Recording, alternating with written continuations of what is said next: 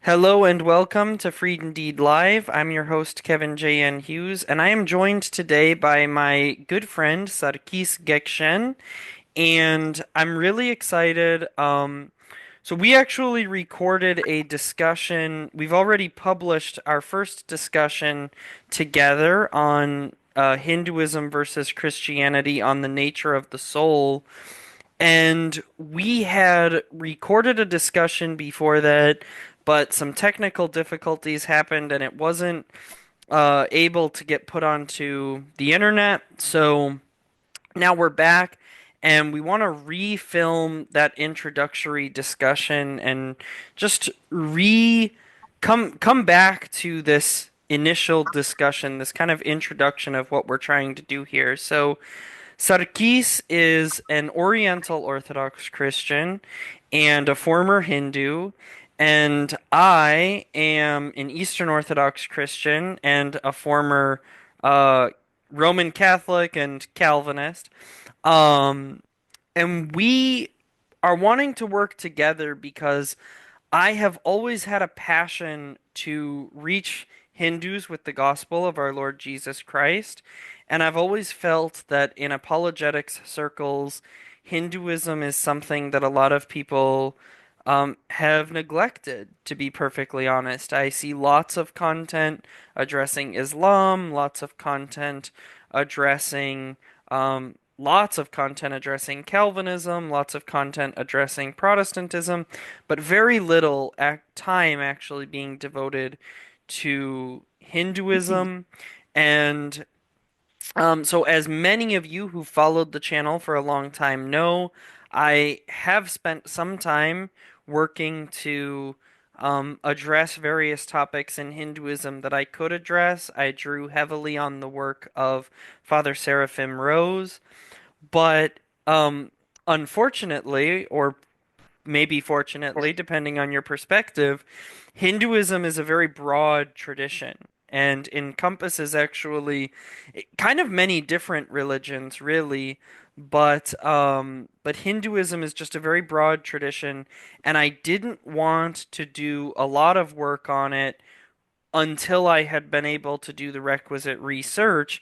And then I met, excuse me, then I met Sarkis and we started talking, and I found out that he spent a much time in Hinduism himself and has very much researched the beliefs of the various Indian religions. And so just having this opportunity to work with him has been a great blessing. And I'm really excited to see what he's able to accomplish and maybe what we're able to accomplish together.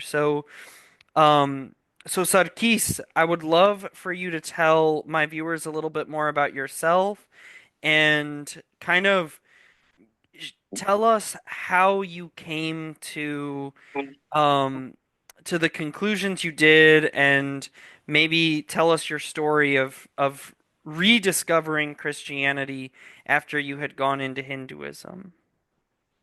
Well, um, so I'm Armenian, and I was born into and raised in the Armenian Apostolic Church, which is one of the six Oriental Orthodox churches. Um, and when I was a kid, as far back as I could remember, I've always had as far back as I can remember, a spiritual bone in my body. Yeah. like like as a little kid I had like sort of a propensity for the unknown, the mystical, the profound. And a lot of that is because um like two things. One, I've always been very imaginative. I've always been like a very artsy type. And two, I've seen a lot of death in my life. Like when I was 3, I lost I lost one of my uncles. He got murdered in LA. I'm so very sorry. Thank you. And then, when I was 12, 13, my second uncle died because he got hit by a drunk driver coming home with his family from Easter. Luckily, no one else died, but yeah, brain aneurysm. Um, and then um, more recently, back in 2018, my my own father passed away from a sudden heart attack. I'm very sorry to hear that. Yeah, my grandma is has really been through the ringer over the years because she had four children and now she's down to one. My last remaining uncle. Wow. So, but she's always been a woman of tremendous faith, and that's something that's always inspired me. Like my dad was like he was an interesting guy because he simultaneously because life had put him through so much with the death of his brothers and other things like medical issues that he had. At times he appeared very sort of jaded and cynical, but at the same time, there's still this sort of innocence about him. Like I remember in the year he died, we were taking a trip to Vegas to visit my god family. And on the way, we stopped at a rest stop, and he there was like a couple that was in a car, and while we were standing and talking outside by the rest stop, the girl in that couple came outside and asked my mom and dad if they could they asked us in the form of my dad if they can have money because their car is out of gas and they need to pay for more gas. My dad didn't entirely buy it. Because they looked a little out of it, almost like they were on possibly on drugs or something. But he still gave them the money. Wow. So, like, and then other things as well. And the reason I'm mentioning all this is because his personality had a lot of influence on mine. So I'm sort of setting up some context here. Um, so he always had a very strong sense of justice or what should be. So on one hand, he would make a cynical comment, like if we're talking about something terrible that happened, like this country invades this country or this country goes to war, he would say something very, cynical, like, "Eh, that's just how the world is. The world, if you're powerful, you get ahead. If you're not powerful, you get stepped Right. on. The sooner you learn that, the sooner you can, learn to act smart. You know what I mean?" Right. But and on other occasions when he would see these same things, right? And he would be outraged. He'd be like what, what kind of world is this? It shouldn't be like this. It shouldn't be like this, you know? Right. So like I always like there's always a part of him that refused to accept that. I Um love that. yeah. So it's almost like he was trying to be jaded and cynical, but he was not succeeding. Right. and I have an that, uncle like that. yeah, I feel like sometimes those are some of the best people because on one hand they're not they're like realistic enough to where they sort of know how things are in this Right. fallen world, but at the same time idealistic enough to not be numb to it, to be like, well, Right. this is how it is, but it shouldn't be this way. Exactly. Yes, I completely agree. I think we have a lot that we can learn from people like that. Yeah. So that's sort of as a kid, I was always more on the idealistic end of that spectrum. But then as I got older, a bit more of the realism set in. Hmm. Uh, and I feel like little by little, I'm sort of coming to that to a healthy balance where those two things are not in conflict anymore. But so with that in mind, I've always had those two things, like the strong feeling of justice, Hmm. of like, yeah, things are like this, but it shouldn't be like this. and a deep spirituality because I've seen A, I'm very imaginative, and B, I've seen so much death in my life. Right. Um, I mean, even more recent in 2020, my grandma died of dementia, and then Oh, just a few months ago, my grandpa followed her. So yeah, it's not been an easy few years. yeah, that's awful. But so as a kid, as far back as I could remember, when I did, become, because you grow up going to church, Right. but you don't know what the adults are talking about when you're like really young, you know what I mean? Right. You don't know who this Jesus person is. You just hear Jesus Christos, there Jesus Christos, um, but as soon as I became cognizant of who Jesus was and like the Bible, I was very, very Christian, sometimes almost to the point of annoying the adults around me. Right. Like they thought I was obsessed. Yes, I was the same way as like a kid and stuff. Like I wanted to take my faith much more seriously than I think most of my family was really open to. So it made people, it's ironic because it's like it made people uncomfortable even though I was doing the thing that ostensibly was most important to them. So it's very interesting. But yeah, totally. That's I love that so much. So why you being so very Christian and so very like passionate about the faith, how did you end up in Hinduism? Well, um, a number of things, but largely like once I got into my teens, in my early teens, still very spiritual. I'd say by 13, still very Christian.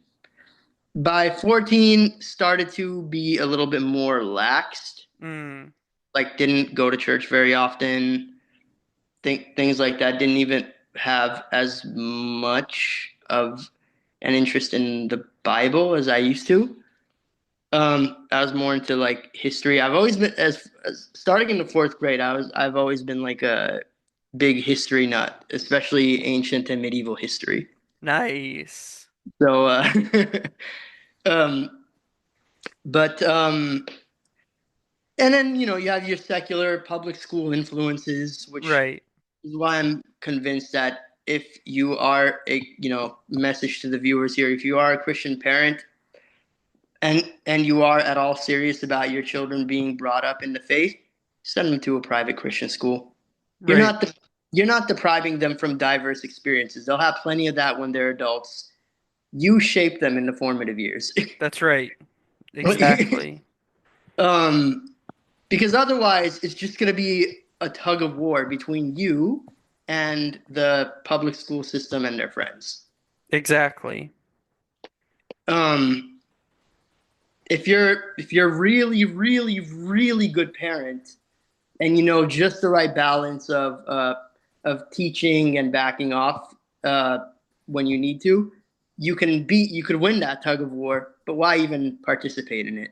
Right, exactly. The likelihood that you'll win is very slim and unfortunately, it's like I don't know if you have seen the Lutheran satire videos, but they actually have a video about public school and it's just like yes, we teach our kids to obey authority and naturally incline them in the direction of submission to authority, and then send them to secular authorities who are going to try to take them away from the faith. And that should go over really well. It's like, yeah, Right? exactly. Yeah.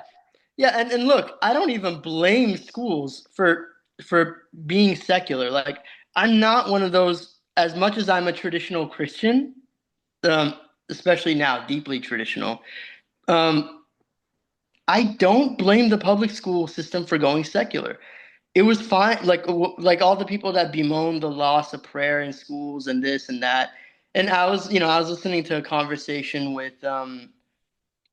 with Father Josiah Trinham with the Catholic apologists. They were talking about that, um, and how it's such a tragic thing. Yeah, on one hand, it is tragic. On the other hand, it's like for most of the U.S.'s history, it was predominantly Christian, with not much variation on that, aside from what brand of Protestant are you or Catholic? You know what I mean? Right. But starting in the 20th century, you had people coming from the Muslim world. You had large waves of Jewish immigration. You have people coming from India. So now you got your Hindus and Buddhists because you also have people from other parts of Asia.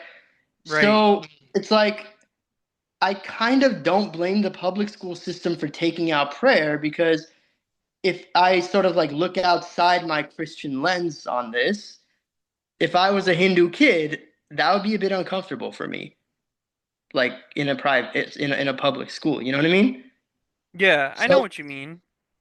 yeah, so it's like on one And this hand, is part of the reason why secularism can't really work, to be honest, because it's like, think about it, thinking about it from a Christian perspective, secularizing institutions creates a sort of isolation for us, but as you just pointed out, desecularizing those same institutions would create or could create a similar problem for like a Hindu or a Buddhist.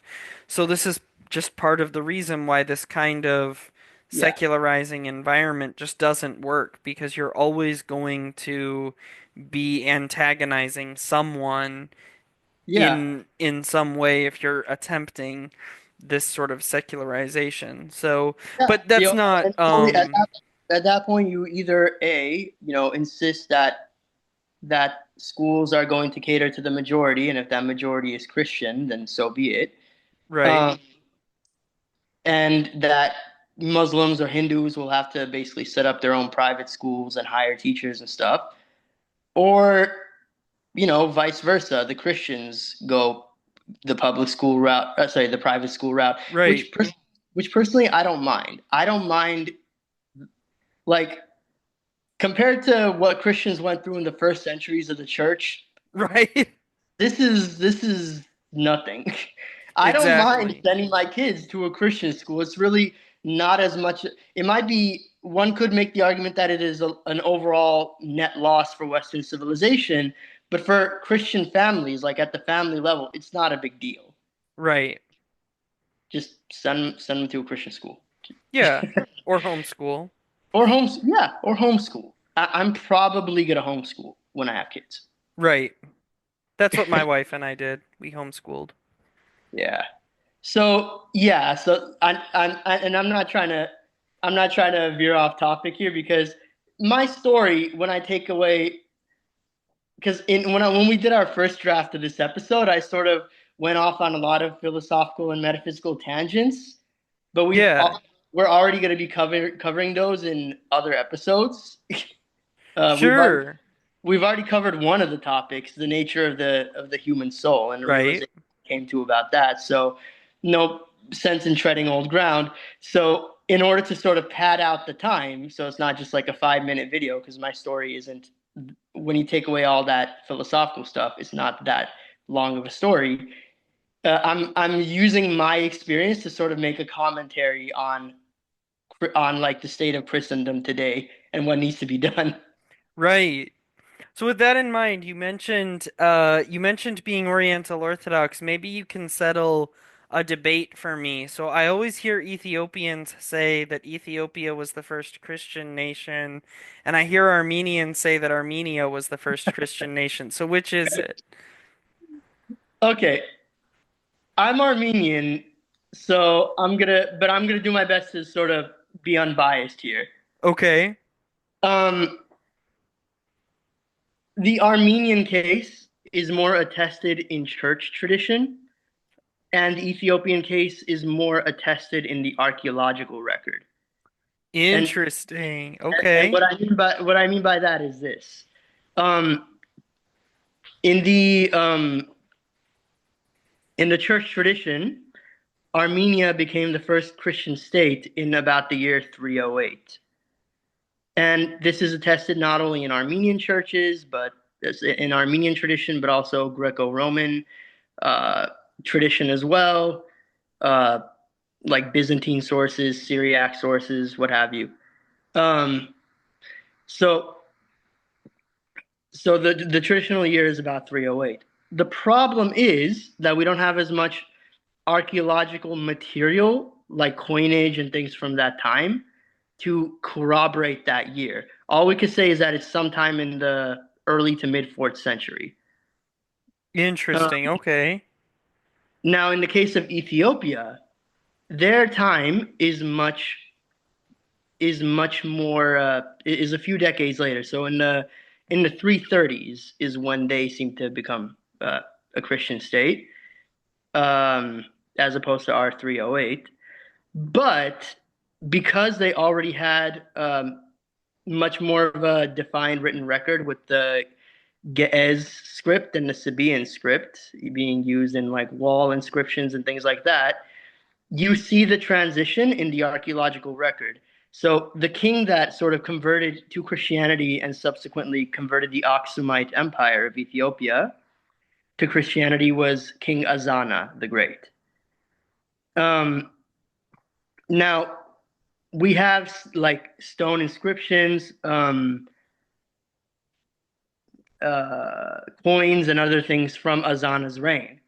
Okay. And in the coins from his early reign and inscriptions, he sort of praises various gods, like the Roman god Mars, some local Cushitic gods that were native to the Horn of Africa, some Sabaean deities. Um, and his coins have a lot of pagan imagery, like the crescent type symbol, and some other stars and other like various other pagan symbols. But then suddenly, at some point during his reigns, the coins and the inscriptions change, so that now it says, like His Majesty, uh, or like I went to war against such and such tribe. I was victorious. Um, I took this many captives, all by the grace of Lord Jesus Christ. Um, and then the coins, like the pagan symbols on the coins, are replaced with crosses. Right. That's So we cool. can so we can more solidly archaeologically sort of see the transition into Christianity in Ethiopia.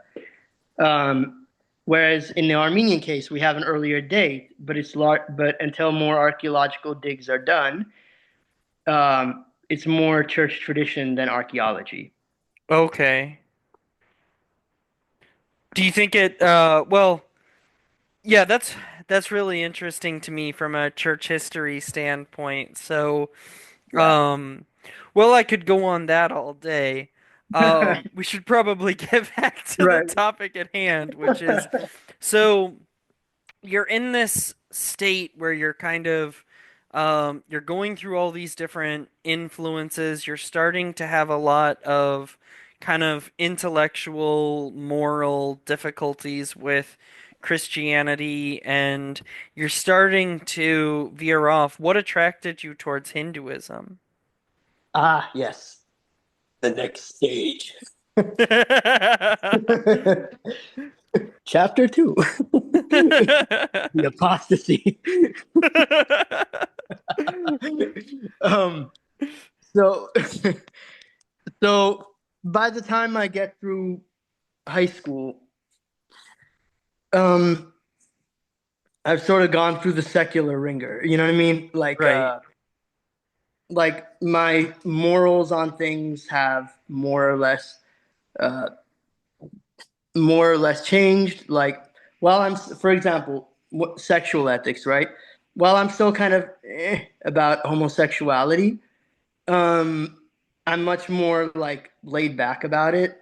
Like, right, hey, not my thing, but you do you, kind of. right, uh, just sort of just don't tell me about it. right. Don't ask, don't tell. Right. Um, and you know, around, I want to say maybe 18, 19. So like roughly around the time I graduated from high school and started going to um, early college, I started doing more reading. And this is why I'm really glad I have access to academic resources and books now with Right. websites like Library Genesis and stuff like that.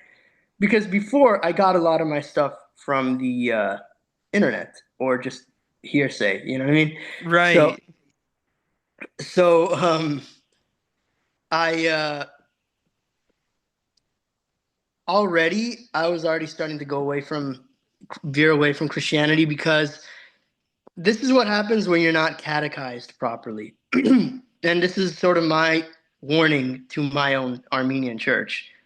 Teach children properly Yes.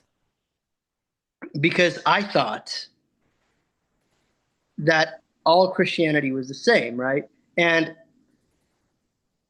growing up here in the US, what do you see on TV? Largely evangelical sort of Christianity, right? Exactly. Like, um, so you have things like like you're a depraved sinner, you're, Mm-hmm. essentially a piece of doo doo. Like, Right. um, and like and like God loves you, but if you don't choose him, he's gonna eternally, punish the hell out of you. Right. You made him angry. Right. um, and on top of that, I was sort of and because you do have a little bit of that Calvinist influence in in Yes. in certain strains of evangelical Christianity as well, right? What you sort of have is what I call a sort of Christian. I guess you could. Well, there's already a name for it. I forgot. Antinomianism. Right. And yes. So Yes, it's almost. Martianism, basically. Um, well, I'm not sure what Marcion's soteriology was. I'm not too familiar with his. Okay, fair enough. Fair enough. But like Okay. basically a hatred of the Old Testament kind of thing. Oh, yeah. Although it wasn't even just that, because even I even had problems with the New Testament, so it wasn't an Old versus New Testament thing. Okay, what I mean by antinomianism is not is a soteriological antinomianism. Okay. Like I think that's the term. Basically, the whole imputed righteousness thing that like once you're Right. Christian, Okay. Yeah.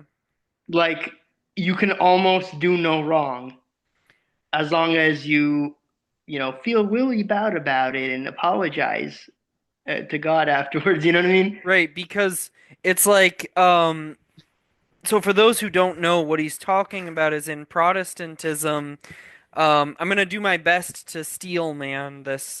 this, but basically like if you going by say Todd Friel, Paul Washer, Dr. John MacArthur, um, any of the great Protestant theologians of our day who you see on television presenting. So we're not talking about goofballs like Kenneth Copeland. We're talking about the most solid people in Protestantism. Their picture of God and of salvation is basically that I'm a sinner and I'm such a bad sinner that there's no way I could ever be saved. So the only way that I can't please God by my own works or any such thing. So the only way for me to be saved is that basically by believing in Jesus, I get clothed in Jesus's righteousness, and then when God the Father looks at me, he's no longer seeing me, the sinner. Instead, he's sort of looking through kind of like people talk about rose-colored glasses, right? So in this instance, we might say that God the Father has Christ-colored glasses on, and he's seeing Christ when he looks at me. So because he's not really seeing me or my sins anymore, he can love me. But the logical extension of that argument is that it really doesn't matter what I do because since um since he's not seeing me the sinner anyway, no sin that I do can change his perspective on me. He'll still just keep seeing Christ.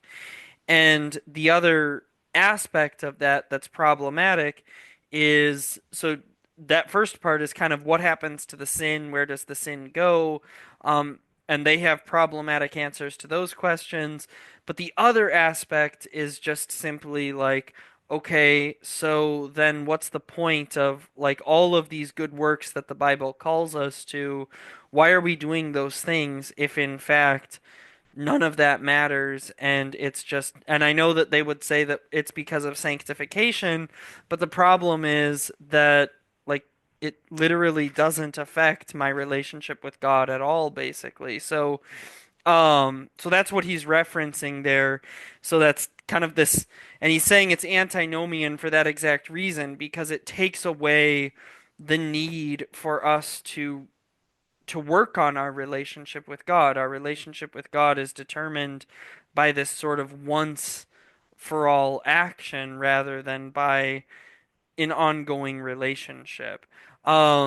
So yeah, I can totally see why you would reject that perspective. Obviously, I have as well because I left Protestantism, but Yeah, yeah, and he's right. When we don't, as Orthodox Christians, if we don't catechize our children, then the culture around us will. And that's true whether it's public school or whether it's other Christian groups that have a sort of cultural influence that maybe we don't have. So, not from an Orthodox family, but I know I'm very close friends with a Roman Catholic family that used to come to my bookstore back when I had a bookstore. They used to come there really regularly, and I was good friends with them, but they have a lot of Protestant kind of ideas, and a big part of the reason is because they were never catechized by their family, and they were never catechized in the Catholic Church. But there was, I think it was a Lutheran, it was either Lutheran or Baptist. There was a Protestant church down the street that used to have prayer meetings on like Wednesday nights, and all of the kids from this family would go mm, to these prayer meetings, and so they're literally being catechized by some other church. So they had zero clue that what Roman Catholicism taught about anything. They're just going by and it got to the point where um, one of their boys was turning, I want to say 16, and even though he's a Catholic, for his birthday he wanted a King James version of the Bible. And when I was mhm. talking to him, I thought, like, if he's asking for a King James Bible, he must be Protestant, and but he was not Protestant, but he had been convinced of King James onlyism as a Roman Catholic because he's just being Oh my. catechized by Protestants to believe that the King James version is like the pure Bible and all other Bibles are corrupt or whatever. Um, so it was really startling to me, but this is an extreme example of what Sarkis is talking about. If we don't catechize our kids, someone else will. And even if they want to be Christians, they'll be adopting as much of whatever the culturally influential brand of Christianity is. And unfortunately, in most of the world right now, that's not us. So if you don't want your kids to be if you don't want your kids to be either secularists or heretics, then you really need to catechize your kids. Exactly. So there's that. And I remember okay, while it was sort of more of a gradual process, I remember there was one conversation that I had on my college campus with somebody from a Christian, um, like from a sort of Christian, I guess like Bible group or something that was on the campus. Like Campus Crusade for Christ or something? Things like that, yeah. Um, but so, he asked me, am I saved? The whole spiel and things like that. And things sort of came to a head in the discussion because I'm like, what I don't like about Christianity, and remember at the time, this is because I say Christianity because at the time I thought this was Christianity. Right. What I don't like is that, and this sort of came from my deep-rooted influence from my dad, like this sense of justice, this sense of well, that ain't right. That's not Right. fair. So so I said, so according to your belief, like according to Christian beliefs, I told him if you have, let's say, a mother who is like not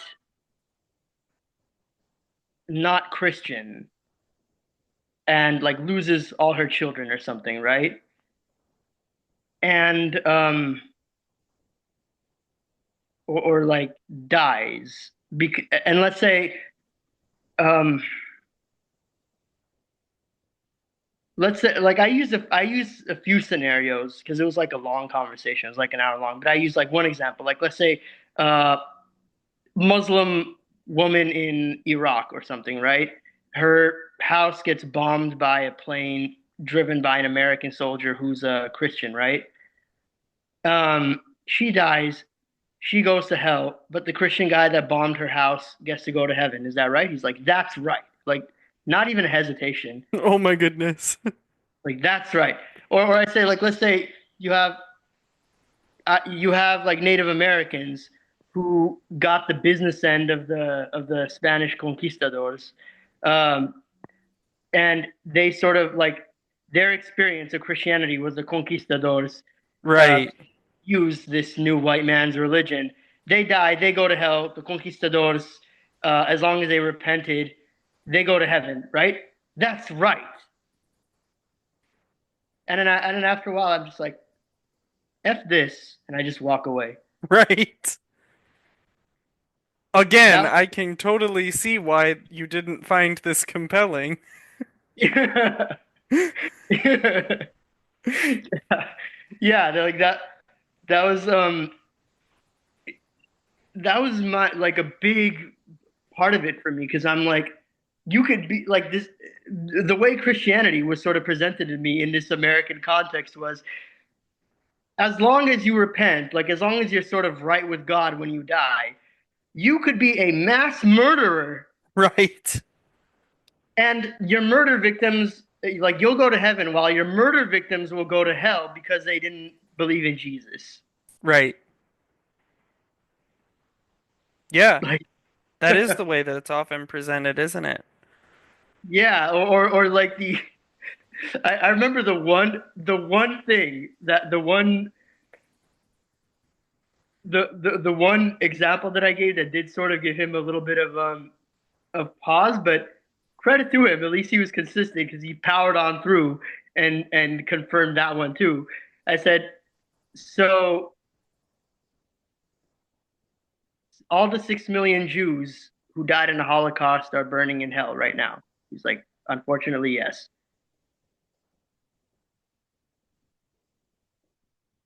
I'm like, okay, good to know. That Right. I was already sort of veering off of Christianity for a while, but that conversation was sort of like the straw that broke the camel's back. Right. Well, because there's like a lack of it's just it's like a lack of kind of thinking out this argument or giving you an account for why any of this would be true or anything. It's just flat out unnuanced, black Yeah. and white. If you say the right prayer, you're good. If you don't, you're lost. There's no sort of Well, I don't perspective. even think I don't even think it's saying the right prayer because they would say, no, no, no, that's works. Um, it's intellectually assenting to the right set of propositions. Right, which this is why it's so problematic to me, because ultimately what Protestantism does is it turns Christianity instead of, early Christians called themselves the way, but Yeah. Protestantism turns Christianity from a way or from the way into the intellectual propositions, and it becomes all just this intellectual sort of propositional thing. This is why Gregory of Palamas said that if the West continued, and remember, Gregory is talking all the way back about like Thomism and scholasticism. He's not even talking about things that are this bad yet, but he predicted, he said, what this is going to do is it will turn Christianity into a set of intellectual propositions. And then from there, it will turn people into atheists because they'll just reject those intellectual propositions and think that they're being wise in doing so. And that's exactly what happened. What he predicted is exactly where scholasticism led. It led first to Protestantism and then to atheism. Um, Again, that's another aside, but that I think that creates a really good point in that, okay, so you're having these experiences with Christianity and you're like, man, this is just not compelling. And then at what point did you start finding Hinduism and what made that seem more compelling? Yeah, so around this time, I sort of went because I didn't sort of have the critical thinking skills to like research things like does this make sense? Does it academically I'm not saying people have to agree with everything academia says. God knows Right. I don't. But I sort of see academia as like the baseline. Like we need a baseline Yeah, from it's a tool. yeah, it's a tool. We need a baseline from which to argue. Um, which we can then like we can then sort of decide which propositions from academia make sense to us and which Right. don't. But like it is good to have like institution. Otherwise, you have complete anarchy. It's a Right. free. Um, like basic things like the scholarly consensus is that, for example, the Indo-European language family is a thing. You know what I Right. mean? Yes. But then you have like sort of fringe people who say, "Oh no, there's no such thing as a Indo-European language family. That's like a 19th century myth or whatever." When like actual academic research based on linguistics, genetics, and other things demonstrates that no, this is a viable language family with Right. similarities in words and grammar and things like that. They're related.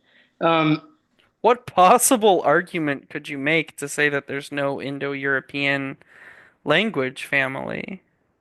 I've I've had some I've seen some arguments online by some Indian nationalists who try to sort of separate Sanskrit from the broader uh, Okay.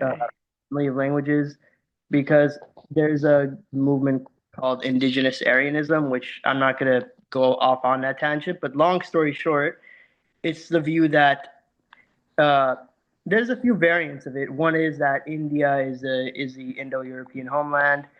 Another version of it is that uh, there are some Indo-European languages, but those are Western languages. Sanskrit is a completely different thing that evolved exclusively in India. Like sort of like indigenous nationalism. Got you. Got you. Um, So it's trying to divorce Indian history from the sort of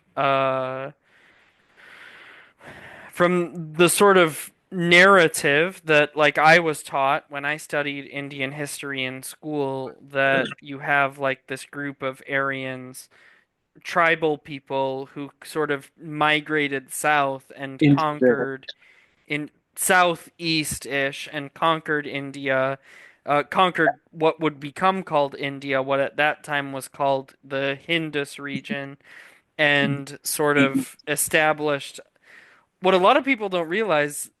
It was not a unified country for most of its history. It was actually several different countries. well, it was like small states, principalities, Right.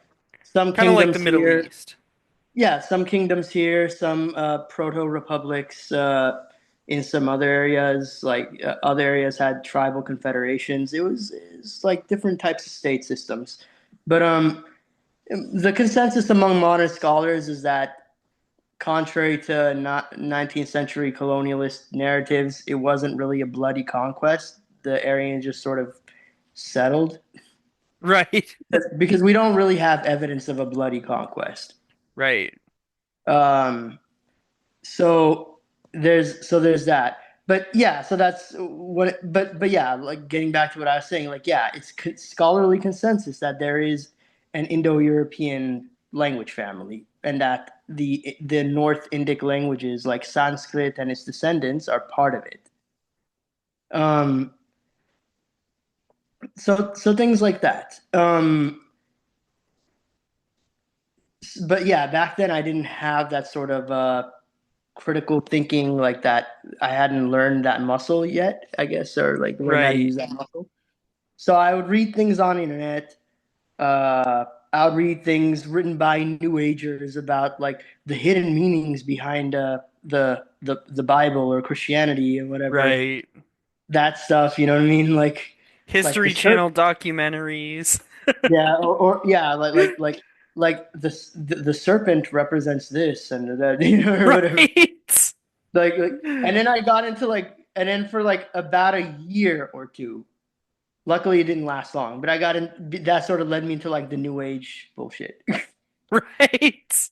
like Yes. like like the pyramids were like power conductors and crystals and crystal healing and that stuff. Right. Like that blonde chick with dreadlocks who posted like a rap song where she's talking about how she's actually an alien and her people built the pyramids and it like went viral. I'm like, why are people interested in this? Like, don't give this woman attention and she'll go away. but um but yeah, so that kind of stuff. Uh, what I thought was mysticism. Right. So things got a little bit more grounded when I started taking religious studies classes. Eventually, like I sort of, uh, at the very least, like I hadn't really read a lot of academic stuff, but at least on the internet, I was able to find like a couple academic articles and like blog stuff here and there that sort of debunked the pyramid power theory, Right. established archaeological, proof that yes, these were tombs for the pharaohs. Right. Like, so that stage didn't last very long, but I got into like a religious studies class, and I okay, so during this time, like during the religious studies period, Hmm. I veered off of like I sort of left Christianity, but it wasn't because of anything against like the God of the Old Testament per se, although there were certain things that I struggled with. Um, because my thinking was, okay, whatever the God of the Old Testament will do to you, at least he's not going to send you to eternal hell. Right. And, like Judaism as it exists today is sort of like at least a quasi universalist religion. Mm-hmm. Like as long as you're sort of like upright, you're a mensch, you'll have a place in Olam Haba, you know. Right. Um, so there was that. And then that's where in those classes where I sort of learned about the um like the Jesus seminar, and I got into that stuff Right. for a while, like the historical Jesus. So God forgive me, but yeah, like I would talk to my Christian relatives, like he wasn't really God. The early Christians clearly believed he was just a human. The Trinity evolved over time as an idea, and da da da da. Uh, Which these are all myths that are super common. People, it's not, unfortunately, it's not just academics who believe this stuff. There's people from all walks of life who think that exactly what you just said. It's like even a lot of Protestant denominations, it's like I was out to dinner with a friend of mine the other night, and at one point while we were at dinner, he literally brings up, like, well, the doctrine of the Trinity evolved over time and all this, and I'm like, well, actually, um, we you were can the look at actually guy. yeah, I became the actually guy, and I was like, well, no, because, and I was explaining to him like the two powers in heaven and all of this stuff, and he was just totally blown away. It was like his whole sort of understanding of Christianity has been built on this idea that it's something that the central tenets of Christianity are something that evolved over time, and now he's finding out that that's just not true. This stuff was Yeah, there from the beginning, and people understood it from the beginning. And I think it really startled him, to be honest, to discover that. So, yeah. yeah, so Hopefully, pleasantly startles him. yes, yes. Yeah, I mean, Um, I would like to think that that has strengthened his faith, you it know. strengthened his faith. Yes.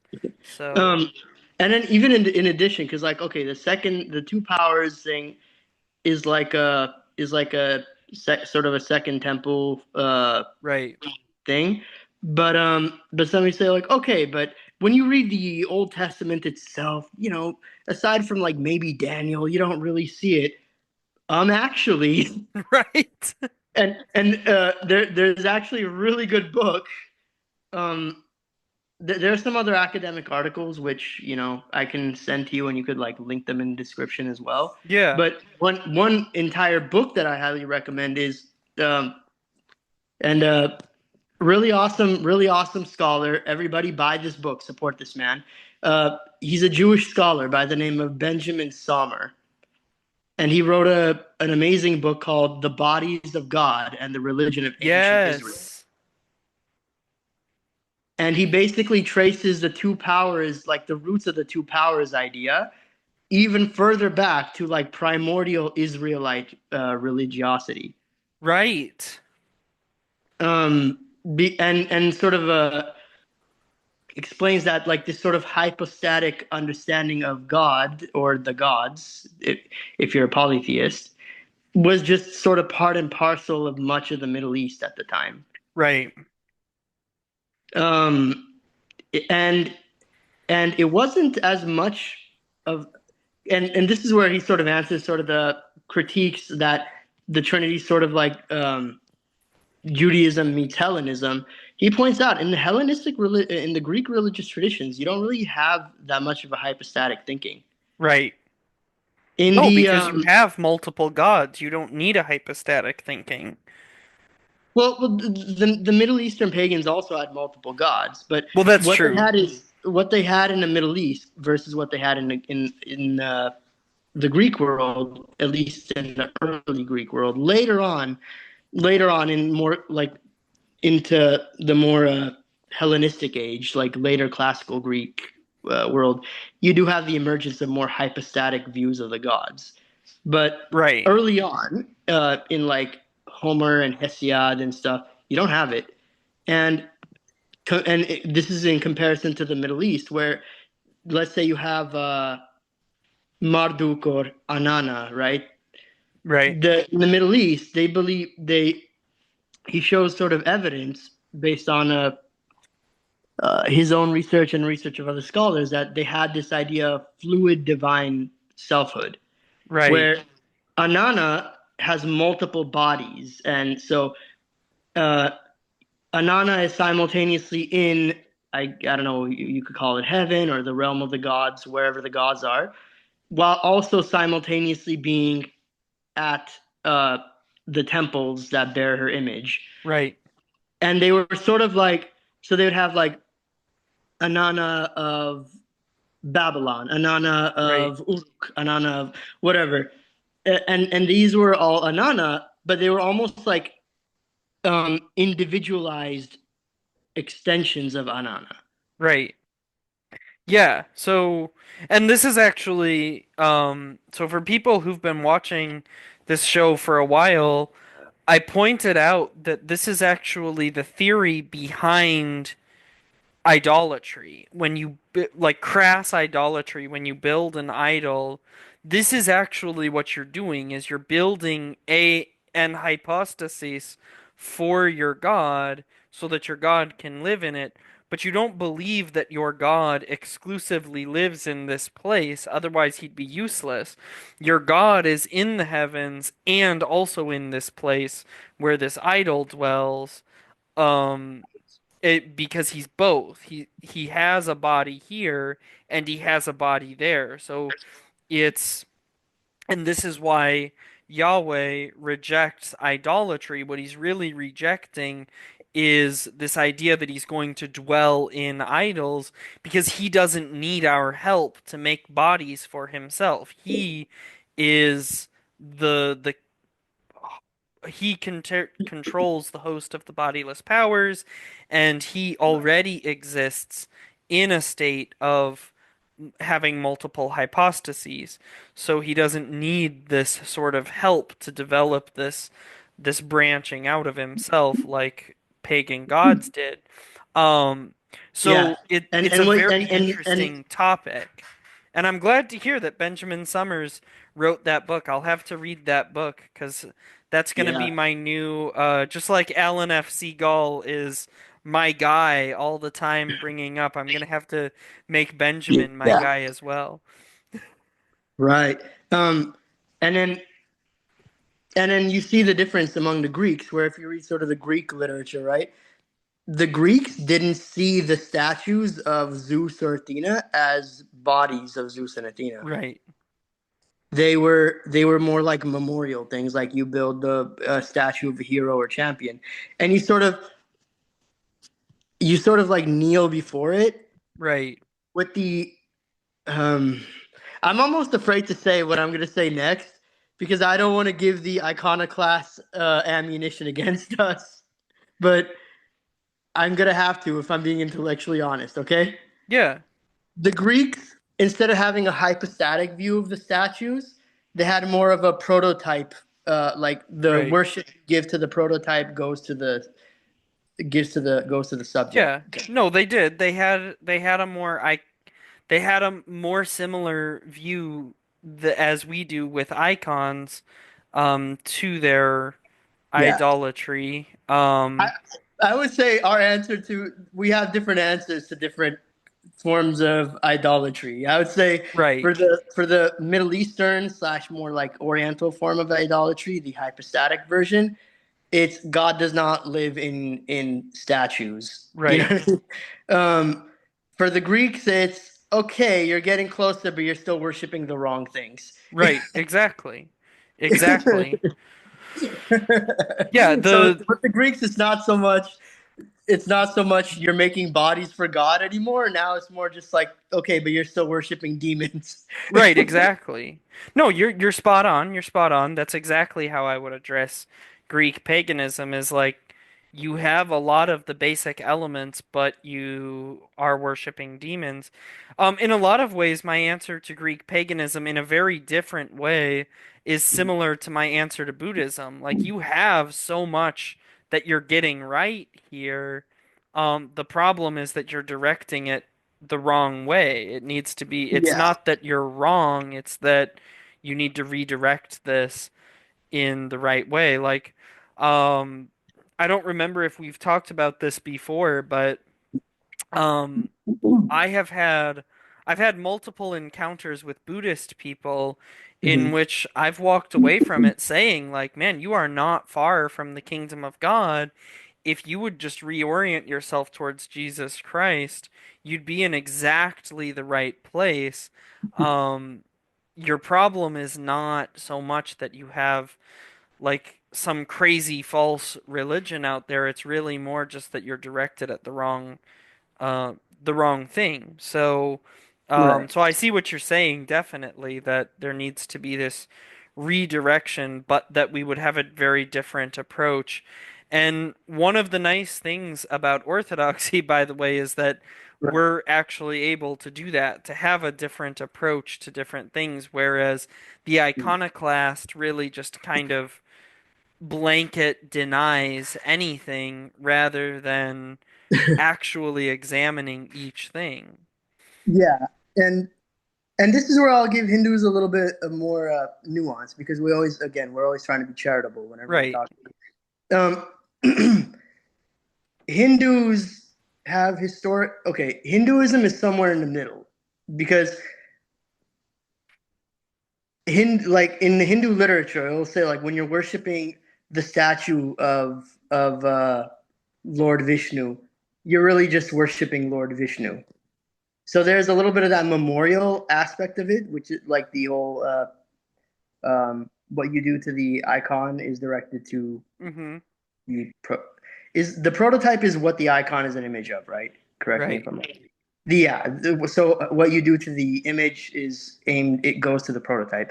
They have that aspect, but they also do believe that the deva, or if we're talking about God with the capital G, like let's say Vishnu or Shiva, right, the Godhead, does dwell in the statue, Right. but they don't view it in the same sort of techne way like the Middle Eastern people did of like trying to lure in and like I don't I wouldn't say like necessarily trap, but essentially like entice in the Contain, spirit, yeah. contain the spirit of the god or goddess, so then you can sort of take care of it and then ask it to give you things. Right. Um, in Hinduism, it has much more of a devotional aspect, which is they sort of bless or consecrate the image, and then out of his own condescension and free will, um, the god or goddess, or even the Godhead, the supreme person himself, comes and dwells in that image out of loving condescension to then receive worship from his devotees or her devotees if you're worshiping God in the feminine form.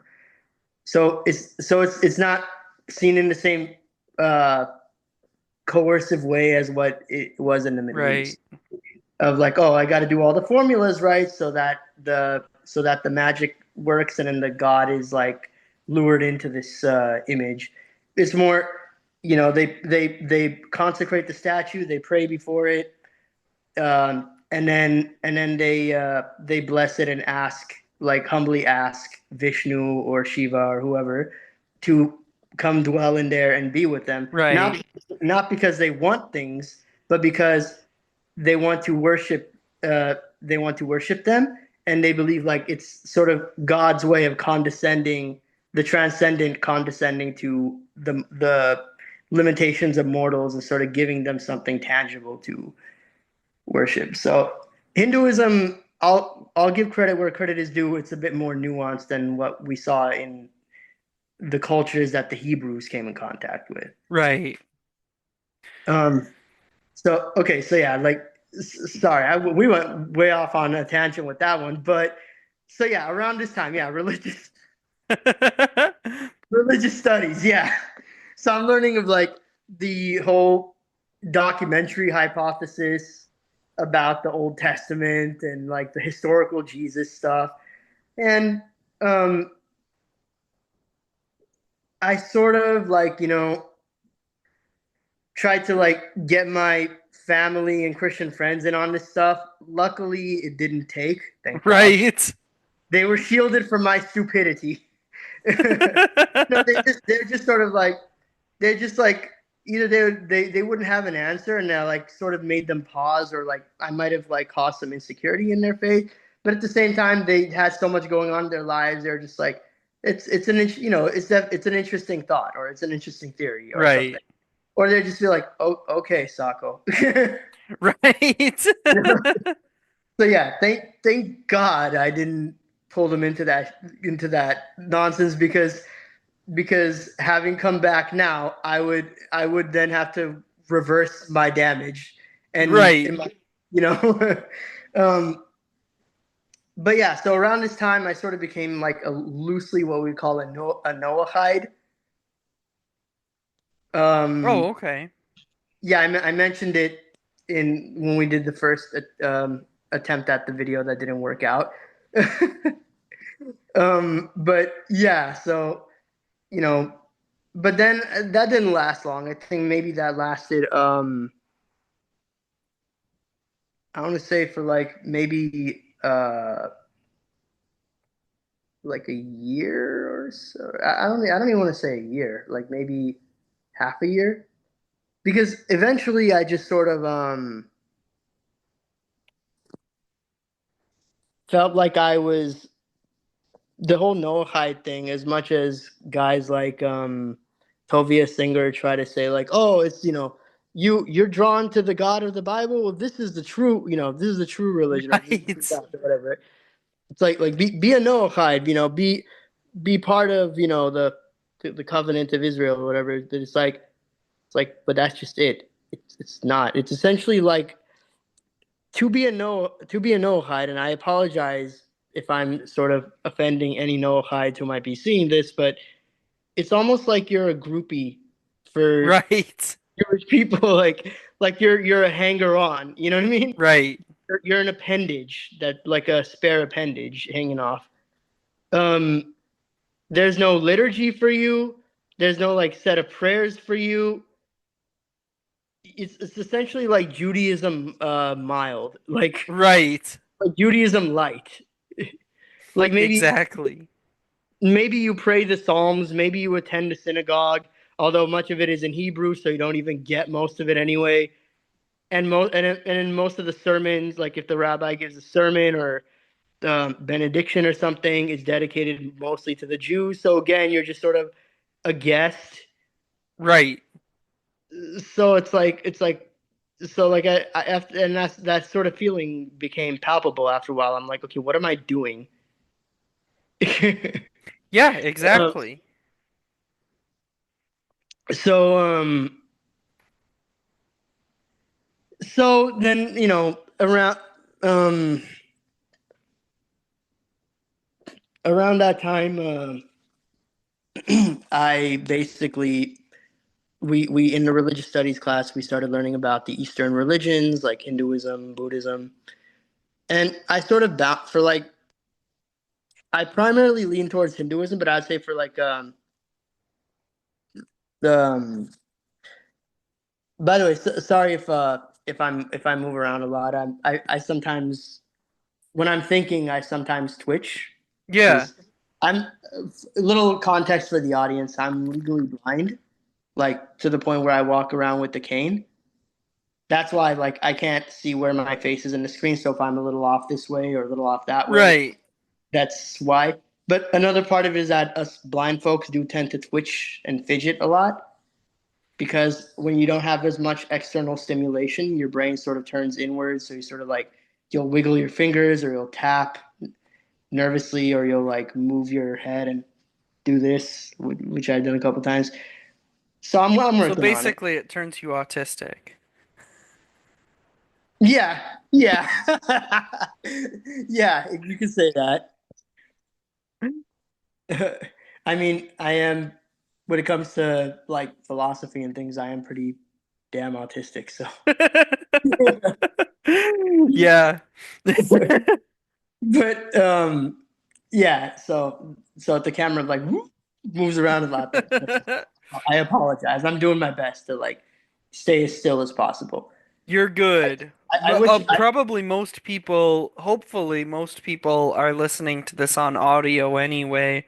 yeah, yeah. I I wish think I that, would I yeah, wish I I had think overall somewhere that's a to better like. medium, but for those who are watching visually, you'll just have to deal with a little bit of shaky cam.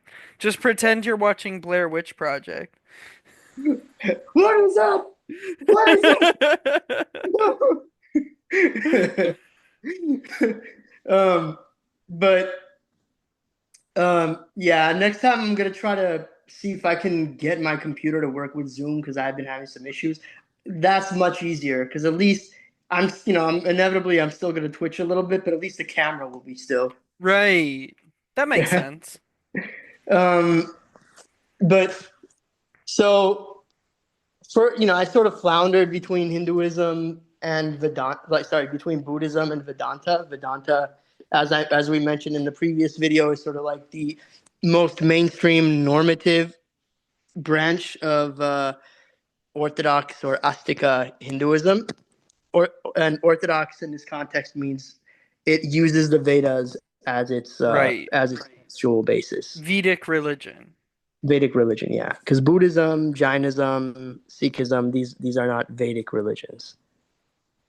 Um, so, but ultimately, I decided on Hinduism because Buddhist metaphysics never really made sense to me, and although in subsequent years I've come to understand Buddhism a lot better, and we could talk about that in a future episode. Yeah. um, we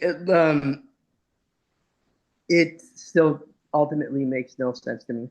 But so I settled for Vedanta, and that is sort of where I stayed um, for most of my time as a Hindu, which was basically, I guess, if, it's really hard to say like when I sort of became a Hindu, but like it was a gradual thing. But roughly speaking, it was like a period of 9 or 10 years.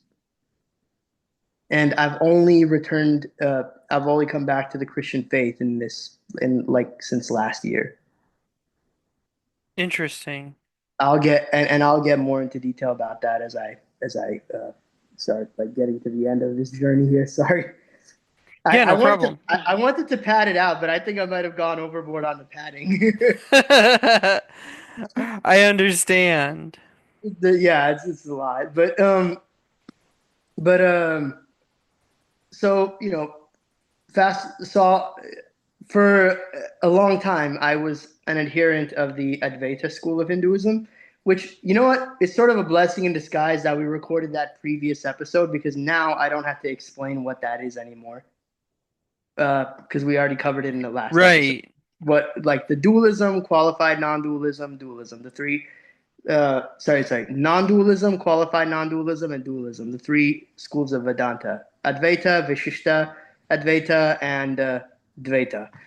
Um, so that was sort of where I stood, which and Advaita is sort of like the impersonalist school, where like there is the personal aspect of the Godhead or Brahman, which is called Saguna Brahman, but ultimately at its ultimate level, it's basically just pure awareness, pure consciousness. Right. Maybe some Hindus wouldn't like me to use the word impersonal, but transpersonal, I guess. Um, Right. right. So, but then eventually I came to certain philosophical realizations, which again we will cover on. I'm saving some of this juicy stuff for future episodes because Right. these arguments are arguments that I can use that we can use in like future apologetics. So I don't want to like spill all the beans here. Fair But enough. yeah, so plus Always if I leave the audience wanting more. yeah, plus if I went into all of that, we'd be here for another hour. Right. I'm trying to be at least somewhat sensitive to our time. Absolutely. um, but I came to certain philosophical realizations that led me more and more to the view that whatever the Godhead is, it's personal. Like it has volition, it has direction. It isn't the universe doesn't just sort of like flow or emanate out of it out of necessity Right. in this sort of like Platonian sense. It's like no, it's an act of volitional, conscious activity and creation, um, which is what the other two schools of Vedanta believe.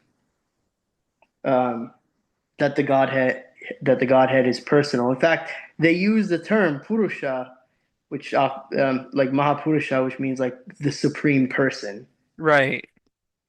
um, for the And what what was the name of the Hindu theologian who had helped convince you of that? What was his yeah, name? the great Ramanuja, the who Ramanuja. yeah, I often call him the Thomas Aquinas of India. He was because he was a metaphysical genius, but he was also a deeply mystical and devotional man. Like he wasn't a dry intellectualist by any means. If it came to metaphysical debates, he would steel man the position of his opponents and then demolish them. Right. But he was also a deeply, deeply pious man. Like he would he in gatherings where he would like gather with his followers, his disciples, um, where they would worship the supreme person, he would start singing hymns to Vishnu, and you know sometimes like according to stories about him, like partway into the hymn he would burst into tears Right. because he was just so overwhelmed by his love for God. Um, That's beautiful. yeah, and then he would how the church fathers talk about like some of the Greek philosophers and other figures almost being like Christians before Christ. Right. If there's anyone from India that I could give that appellation to, it would be Ramanuja. That was a man who was on fire for God. Right. Yeah. um, he and remember I mentioned that like Vishishtadvaita has some more of that like panentheistic thinking, Mm-hmm. but he also believed that the Godhead is personal. So he used that to motivate things like justice in society. Like he said, when you pass up um, the beggar on the streets, like or like a starving child or whatever, you have spit upon the face of God because Right. since he believed that all souls are almost like hypostatic manifestations of God. Uh, if you're not compassionate to all beings, you're committing an act of sacrilege. Absolutely. Um, Now we would obviously modify that, not hypostatic manifestation, Right.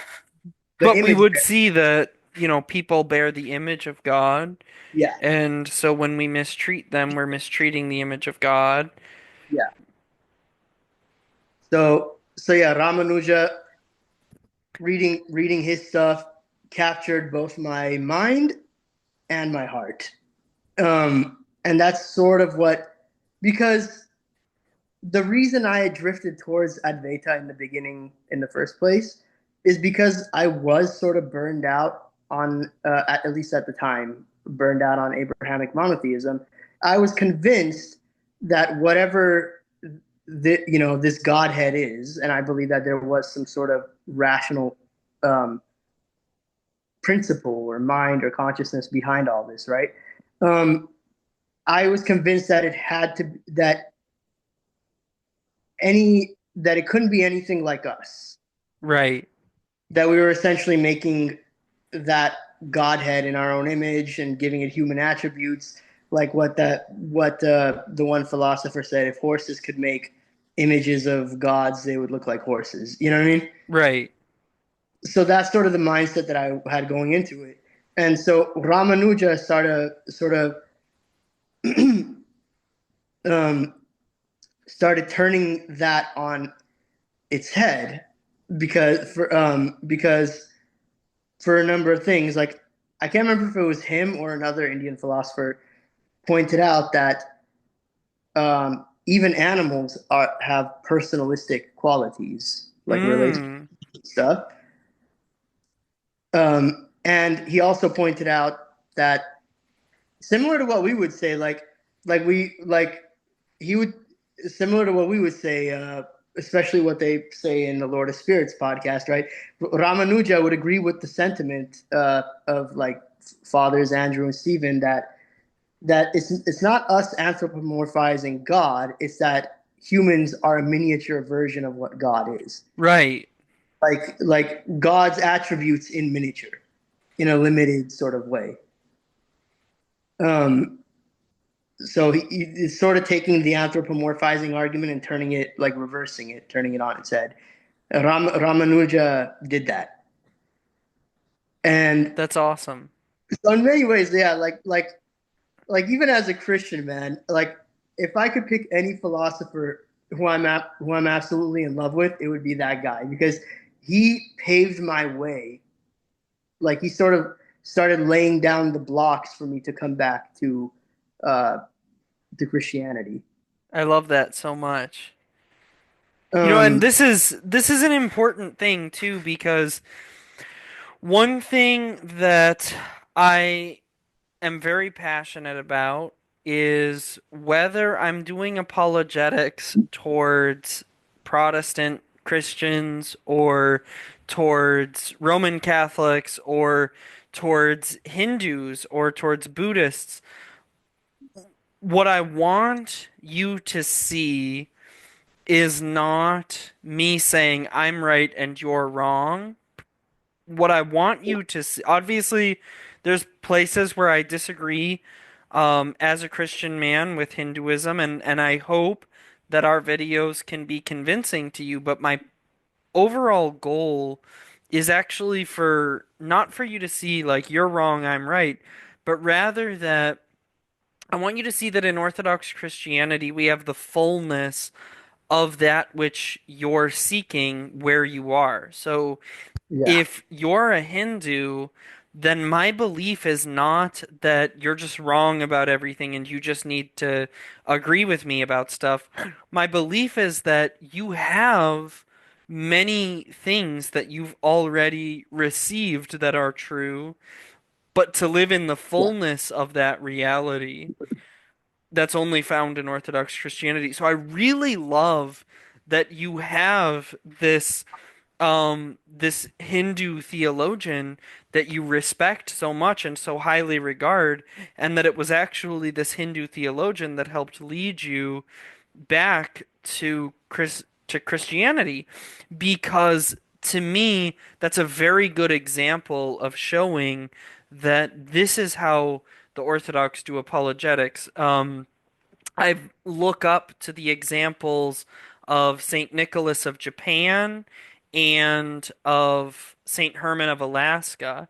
And what these men did as missionaries is they went to these places and they lived among these people for many years. The people they were sent to evangelize, they lived among them for many, many years and learned their language, learned their culture, and they didn't show up and say, "Oh, you worship something stupid. Haha, you're so dumb. You should be like me."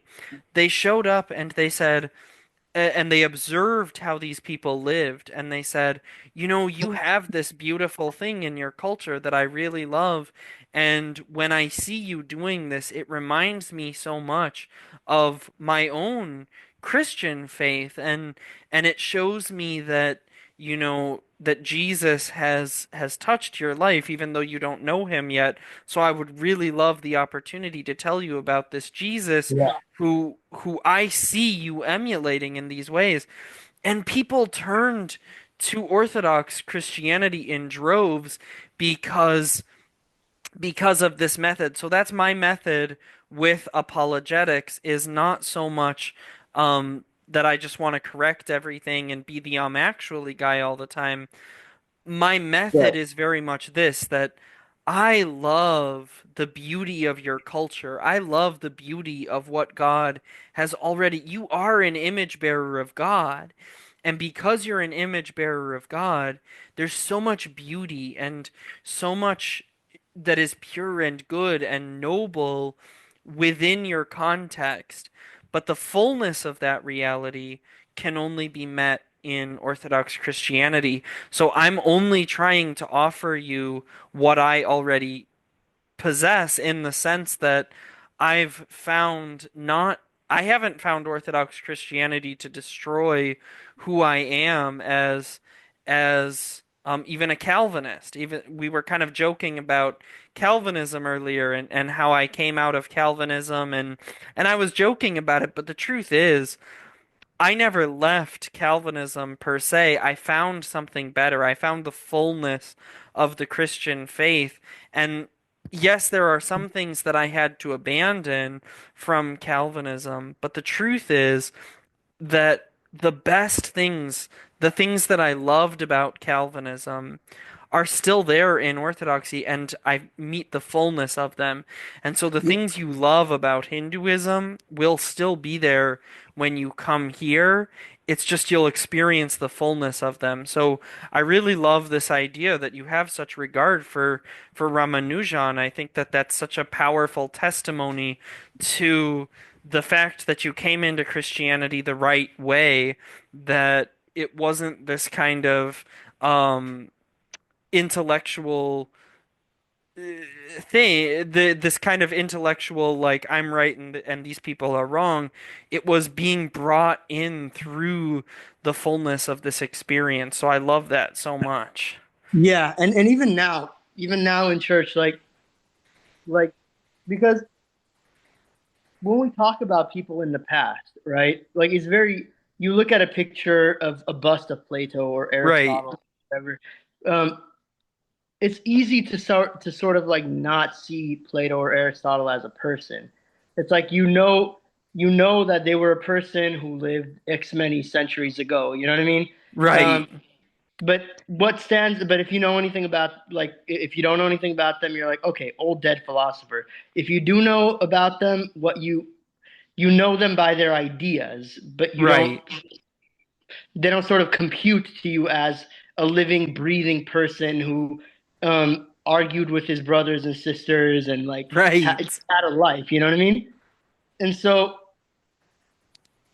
I've kind of, you know, come to look at philosophers more and more as human beings, and I feel like that's sort of the result of the grace of God working in my life. Because when when I read, you know, back when I was a Hindu, when I would read Ramanuja's writings, I was either stimulated by him intellectually, like his ideas, like, oh, this guy was a genius, you know what I mean? Mm-hmm.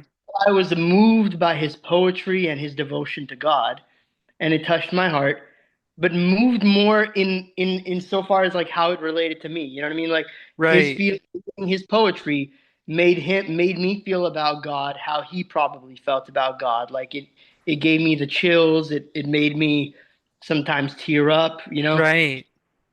but again, it was more like how this touches me, how this relates to me. You know what I mean? But Yeah. but it wasn't until coming back to Christianity I started to look back on Ramanuja as when you strip all this away, he was a guy, like I'm a guy. Right. And so I instead of just knowing him for his ideas, I sort of got to sort of understand like see him as a person, and because of that, like one of the things, you know, like just like me, he had a you know, a yearning for God, a yearning for That's right. and so now like when I pray because I don't just pray for my family, I don't just pray for like friends or people who are immediately alive or Right. and I definitely don't need to pray for the saints for obvious reasons. They pray for us. That's They right. don't they don't need my prayers. But I I include Ramanuja in my prayers. Like I will say, uh, um, Lord, if you haven't yet, please have mercy on your servant and let him know the God he adored. Like I hope, basically in my Yes. prayer, I hope he has finally gotten to know the God he adored with such passion. Yes, absolutely. I think Because that's beautiful. because that's another thing about us Christians, whether Eastern or Oriental Orthodox. We, which is okay. Like because a lot of people like Hindus have gotten bad experiences from Western missionaries, Catholics and Protestants and stuff, because of things like the Goa Inquisition and the British Empire. We have a lot of work to do because in order to sort of get through to our Indian brothers and sisters, we need to sort of cut through that trauma Hmm. that our Western Christian brethren have put them through. And the same is true for people in Africa, people in Southeast Asia. We, by the grace of God, although there were, some things like in the Russian Empire that I'm not a fan of, for the most part, um, despite being sort of patronized by emperors or kings or whatever, the Eastern Christendom was never particularly imperialistic, Right. which is one of the things I love about it so much. Um, Yes, absolutely. um, there were hiccups, like there were some emperors who tried to Christianize like the Bulgars and other people through, maybe uh, means that I wouldn't really endorse today, to put it lightly, or the Russian Right. Empire, some of the indigenous groups like those in Siberia and things like that. Not saying it's perfect, but it hasn't had the same sort of imperialistic zeal and drive that I see Right. when I look at the history of Catholic and Protestant Europe or like American missionaries. Exactly. So Yes. so we're hoping that through these videos and not just with us but through any Orthodox Christians you talk to, you'll be able to experience a type a face of Christianity that for the most part is untainted by the stain of imperialism. Um, Absolutely. yeah. So I mentioned that to say to our Hindu listeners that if you read the church fathers, um, from both his tradition and my tradition, they don't, and even if you read like the early church fathers from before the split at Chalcedon, they didn't have this view that you see in most Western forms of Christianity that Right. if you're not Christian, you're automatically going to go to hell. So while, like maybe for a Calvinist or I don't know, like a Lutheran or whatever, and I say maybe because I'm not going to speak for them. I mean, you're a former Calvinist, you probably know better than I do, but maybe for people in these things, it's like maybe for those types of Christians, it's a certainty that someone as sweet and innocent as Ramanuja is in the pits of Hades or whatever. For us, that's not a given. Right. God God is all compassionate and all merciful, and although we reject the heresy of apokatastasis or universal salvation, um, we also know that God saves who He wills. So while we don't believe that everyone is ultimately saved, or who knows, maybe they will be, that's up to God. Right. Like what makes universalism a heresy is stating it as a certainty or a fact. Right. Um, but we hold the view that ultimately God alone knows the hearts of every individual person. So don't be surprised if on the day of judgment you see a lot of self-proclaimed Christians going into the lake of fire, and you see a lot of Hindus being welcomed into the New Jerusalem. Yeah. Um, because because again, God saves who He wills, and that's why, to our Indian listeners, that's why I pray that Ramanuja, by the grace of God, has is finally in the arms of the God he adored so much in life. Hmm. Yeah, that's beautiful. That's beautiful. Um, yeah, so I am super grateful for this time together with you, Sarkis, and I look forward to many more videos. Really look forward to fleshing out um, our philosophical and theological arguments Yeah. regarding Hinduism and the Orthodox faith, and I hope that you guys who are watching this will post in the comments section below your own arguments and your own questions for Sarkis and I, and regarding Christianity, regarding Hinduism, so that we can address topics that you guys want to see, in addition to the topics we're already going to address, because they're the topics um, that we see as important. We also want to hear from you. What do you guys see as important? What would you guys, especially our Hindu viewers, what would you actually like? What would your objection be to converting to Christianity? What would your questions be for us, um, regarding the relationship between Christianity and Hinduism? So we'd love to hear from you.